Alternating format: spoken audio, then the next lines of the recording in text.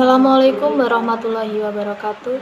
Saya Agatha Carmelia Leonita akan menjelaskan sedikit materi saya tentang penerimaan peserta didik.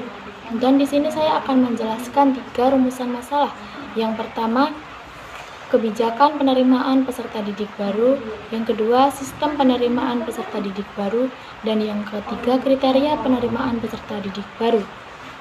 Pembahasan yang pertama yaitu kebijakan penerimaan peserta didik baru. Pengertian penerimaan peserta didik baru merupakan salah satu kegiatan manajemen peserta didik yang sangat penting. Kebijakan penerimaan peserta didik baru ini dibuat berdasarkan petunjuk yang diberikan oleh Dinas Pendidikan Kabupaten atau Kota. Petunjuk tersebut harus dipahami, karena petunjuk tersebut memang dibuat dalam rangka mendapatkan jalan peserta didik sebagaimana yang diinginkan. Kebijakan operasional penerimaan peserta didik baru memuat aturan mengenai jumlah peserta didik yang dapat diterima di suatu sekolah.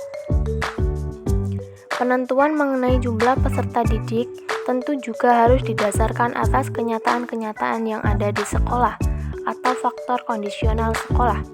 Faktor tersebut meliputi daya tumpuk kelas baru, kriteria mengenai peserta didik yang dapat diterima, anggaran yang tersedia, prasarana dan sarana yang ada, tenaga pendidik yang tersedia, dan jumlah peserta didik yang tinggal di kelas 1. Proses penerimaan peserta didik baru dapat bervariasi tergantung pada kebijakan dan prosedur yang ditetapkan oleh lembaga pendidikan masing-masing. Penting untuk mengikuti petunjuk dan persyaratan yang telah ditentukan oleh lembaga pendidikan yang bersangkutan untuk memastikan kelancaran proses penerimaan peserta didik baru. Pembahasan yang kedua yaitu sistem penerimaan peserta didik baru. Sistem penerimaan peserta didik dapat dibagi menjadi 2 macam, yaitu sistem promosi dan sistem seleksi. Yang pertama, sistem promosi. Sistem promosi adalah penerimaan peserta didik yang sebelumnya tanpa menggunakan seleksi.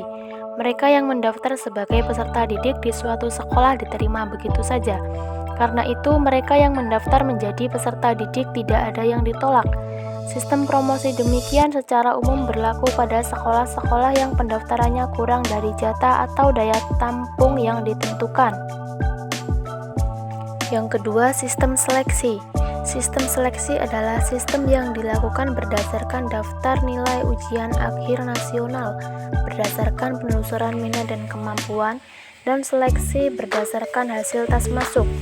Seleksi dengan penelusuran minat dan kemampuan PMDK dilakukan dengan cara mengamati secara menyeluruh terhadap prestasi peserta didik pada sekolah sebelumnya.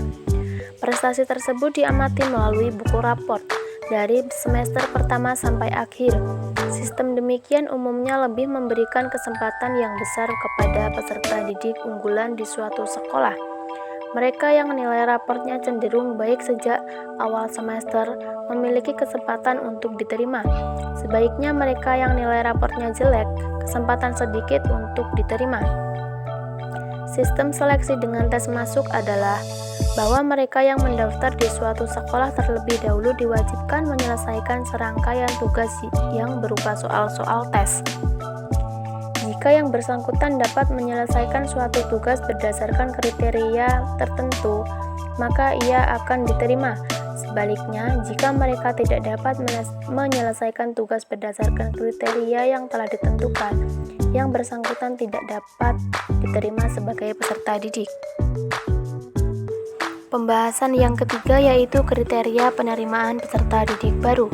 Kriteria adalah patokan-patokan yang menentukan bisa tidaknya seseorang diterima sebagai peserta didik baru.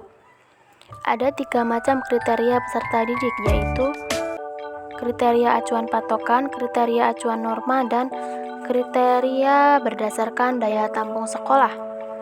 Yang pertama, kriteria acuan patokan. Kriteria acuan patokan merupakan salah satu penerimaan peserta didik baru yang didasarkan atas patokan-patokan yang telah ditentukan sebelumnya.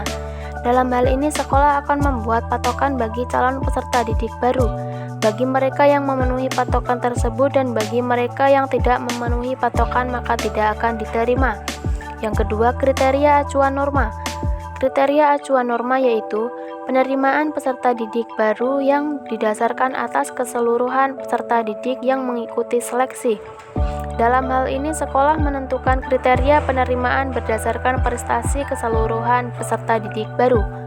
Dan yang ketiga, kriteria berdasarkan daya tampung sekolah. Sekolah terlebih dahulu menentukan berapa jumlah daya tampung calon peserta didik yang akan diterima. Cukup sekian materi yang dapat saya sampaikan, kurang dan lebihnya saya mohon maaf. Saya akhiri. Wassalamualaikum warahmatullahi wabarakatuh.